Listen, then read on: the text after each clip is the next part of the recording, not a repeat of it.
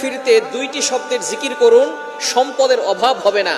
আল্লাহ পাক রব্বুল আলামিন আপনাকে সম্পদ দান করবেন, এটা আল্লাহ পাক রব্বুল আলামিন পবিত্র কোরআনুল কারীমের ভিতরে নিজেই বলে দিয়েছেন।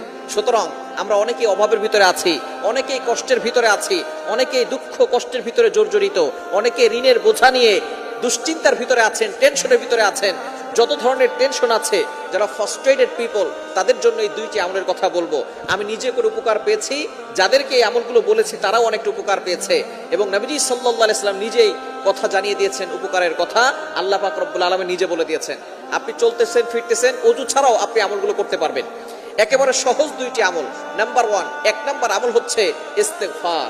আস্তাগফিরুল্লাহ, আস্তাগফিরুল্লাহ, আস্তাগফিরুল্লাহ। এই শব্দ কি অনেক কঠিন। আস্তাগফিরুল্লাহ পারে না এটা কিন্তু কোনো মুসলমান নাই যারা আস্তাগফিরুল্লাহ পড়তে পারে না। সবাই আমরা আস্তাগফিরুল্লাহ পড়তে পারি। এর উপকার কি কি আল্লাহ পাক রব্বুল আলামিন নিজে বলছেন। কোরআন খুলেন 29 নম্বর